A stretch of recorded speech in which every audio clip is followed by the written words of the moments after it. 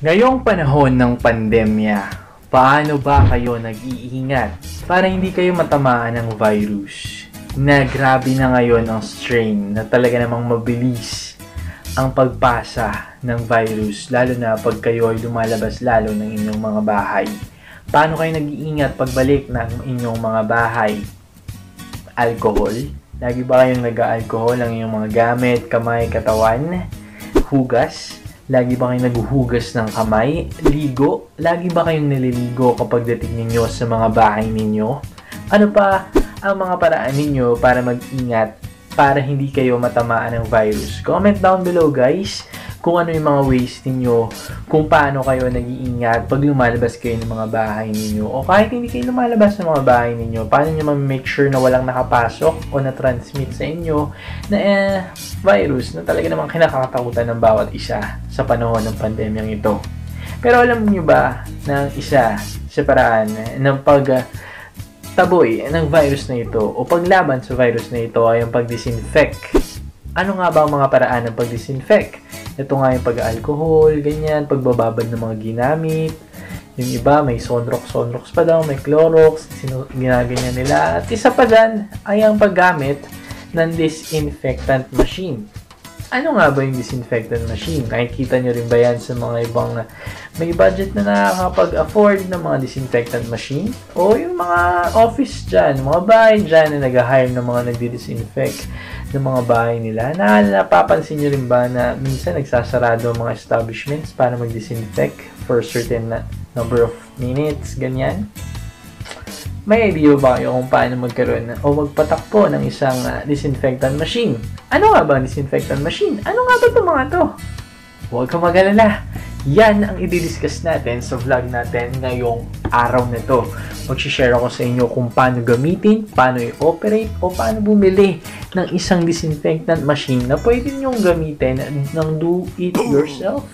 Pwede nyo gamitin sa bahay ninyo, sa kwarto ninyo, sa kotse ninyo, sa opisina ninyo, o kung saan man ninyo balak gamitin ang disinfectant machine. Tuturuan kita, mag-share ako sa inyo ng tips and ideas kung paano gumamit ng isang disinfectant machine para kayo na mismo, ma-make sure na mismo ninyo na pag lumabas kayo at pagbalik nyo ng bahay ninyo, panatag kayo na wala kayong nakuhang virus, o kung meron man, dispatchan nyo na gamit ang disinfectant machine tulad nitong i-unbox natin sa vlog natin na ito. Pero bago ang lahat, kung bago ka sa vlog natin, kung bago ka sa channel na to, please subscribe to our YouTube channel. At kung magugustuhan mo ang vlog natin na ito, please like and share this video. And please hit that notification bell below para ma-notify ka. Kasi madalas yung ibang nag-subscribe, hindi sila na-notify na meron na tayong bagong upload. Natatabunan tayo ng ibang mga vlogs. So, pwede nyo i-click yung notification bell para ma-update ka kapag meron tayong bagong tips and ideas na bagong upload. At bago ang lahat, welcome to my channel.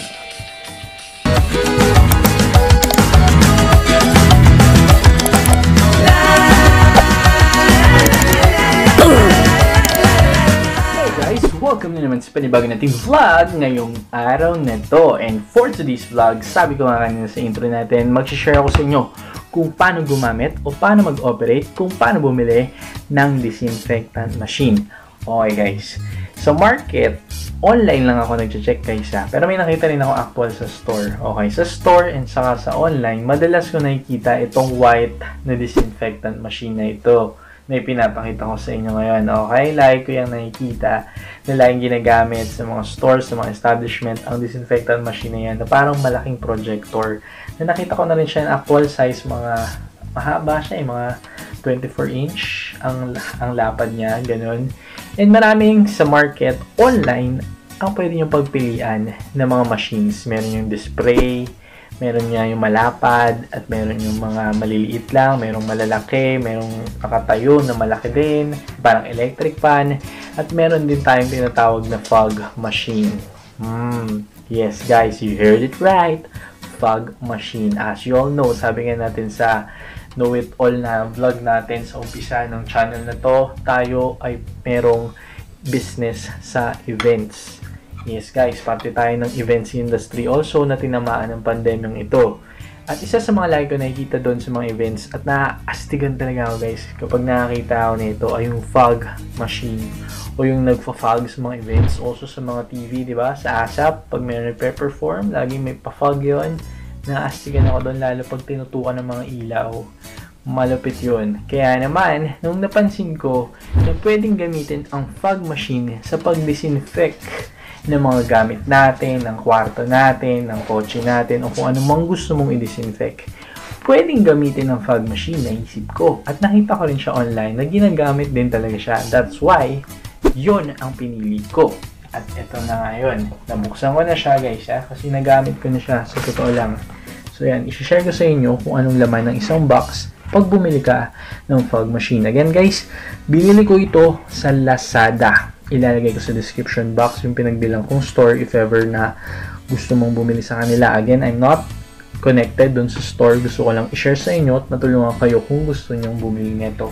Nabili ko to for 1,200 pesos lang. Bakit lang? Bago natin buksan to. Saan nga ba ginagamit ang mga disinfectant? Guys, alam nyo ba na pag nag-hire kayo ng magdi-disinfect ng bahay ninyo, minimum payment niyan is 500 to 1,000 pesos. Depende kung gaano kalaki ang i-disinfect nila. Yes, guys, ganun yun. Pwede rin kayo magrenta ng machine. Machine lang ay nagko-cost around 500 to 800, 1,000. Depende kung ilang oras nyo siyang i-rent. Depende yan. Iba-iba ang mga presyo.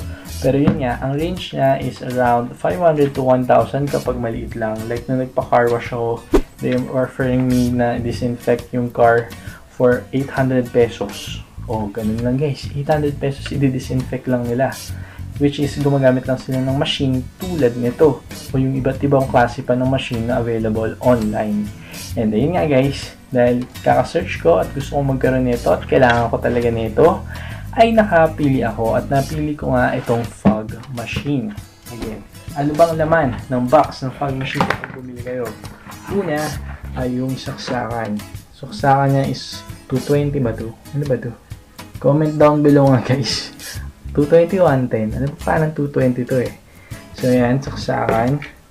Hindi natin dito. And then this one, yung isang kable niya is yung remote. Yan, may remote siya guys.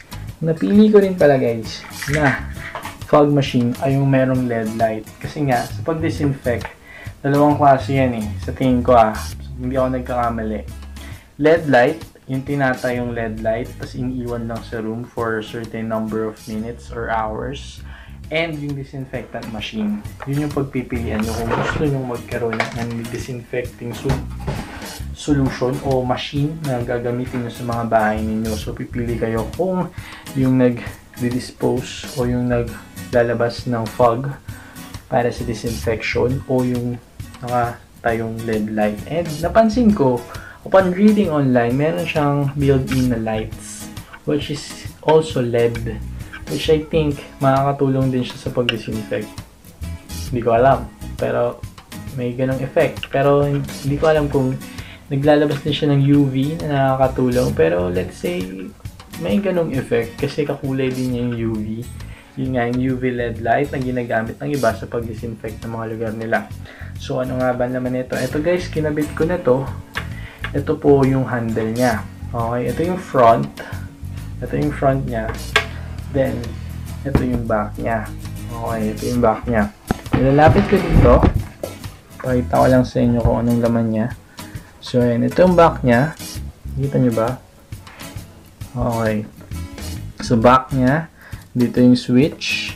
Dito yung dalawang saksakan. And then, nandito makikita yung solution level. Kasi po, andito po yung bote. O built-in po yung bote niya. Okay. Nasa loob na mismo yung bote niya. Kung bubuksan mo to, and then, lalagyan mo lang yung solution sa loob. And yun na, makikita mo yung level dito ng solution. Okay, kung full ba, ganyan. So, currently may laman siya. Kita nyo, yan. May laman siya kasi nagamit ko na siya. Agad-agad kasi kailangan ko talaga ito. Okay, so, ayun lang mismo yung fog machine. And then sa harap, ito nga yung lights. And dito lalabas yung machine. Paano nga ba gamitin to? So, Tuturuan ko kayo kung paano maggamit ng isang fog machine. Again guys, sa likod meron tayong dalawang saksakan. Yung isa, yung saksakan mismo niya sa electric. Yun nga guys, comment down below kung anong tawag dito. 110 ba 220? Alam ko 220 eh. And yung isa pa na wire ay this one. Para naman sa remote. Okay, remote, saksakan, yun lang. And then you have to saksak this one and then turn it on. Ay, naka-off. Yan, turn it on. Okay, hindi siya agad nagagamit. Alam mo ba yun? Trick yun. Yan ang tip ko talaga dito sa vlog na to. Alam mo bang hindi siya agad magagamit? Bakit? Kailangan magpainit muna ng ating fog machine for 3 to 5 minutes or less. Depende. And then, kaya tayo merong remote. Yung isang remote ay para sa lights. Hindi pa natin magamit kasi wala pang battery yata ito eh. And then this one, para naman sa mismong fog machine natin. Okay, harap natin dyan sa inyo. Ito yung remote.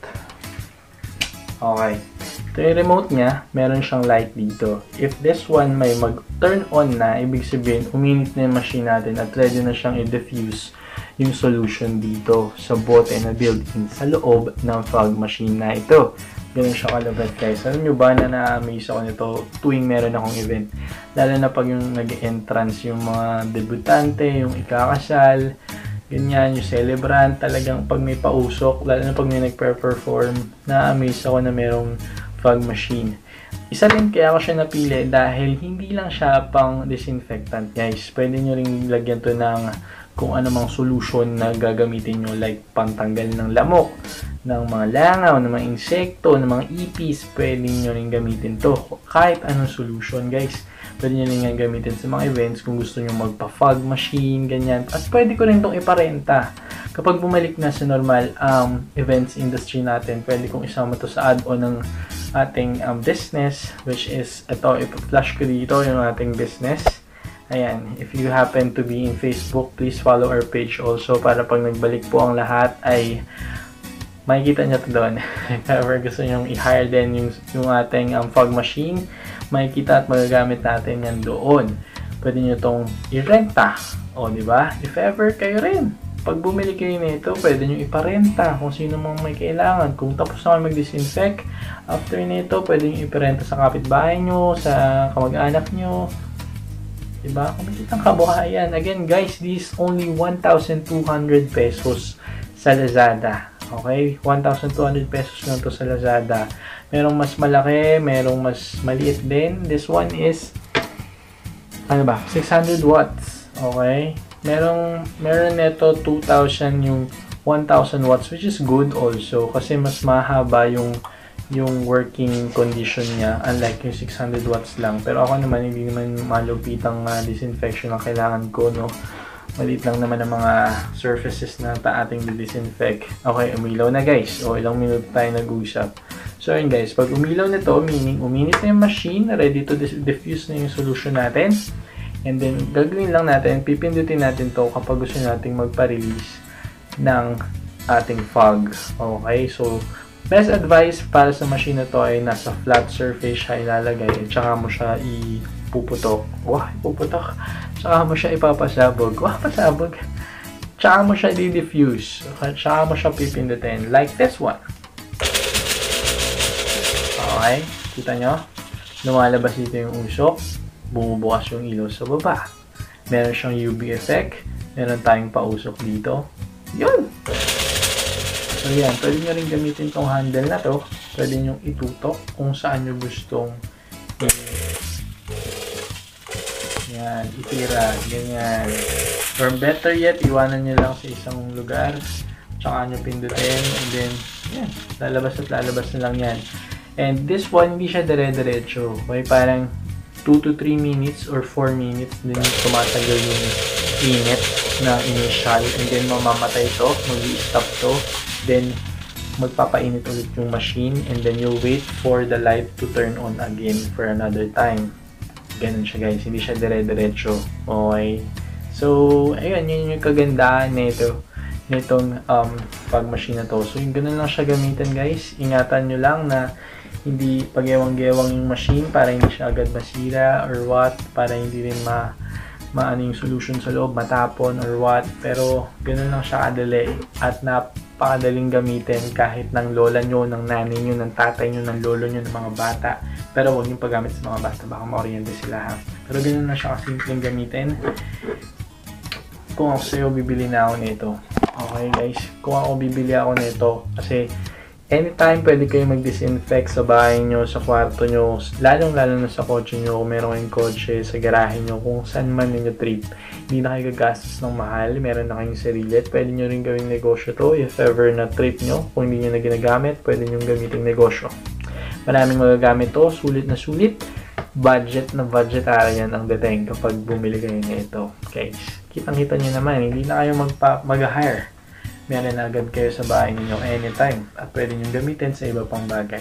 Okay? So if you happen to like this video, please hit that like button below and please share nyo to sa mga kaibigan nyo na nag-iisip kung ano bang magandang gamitin na pang disinfectant machine sa mga bahay ninyo. Share nyo to guys, maraming natutulungan tayo nito lalo na sa panahon ng pandemya ito. And also, please ring the notification bell below para ma-notify kayo na meron tayong bagong tips and ideas na videos na uploads. And also, please subscribe to our YouTube channel. Once again, this is Rondick and see you on our next vlog. Bye! Maraming salamat!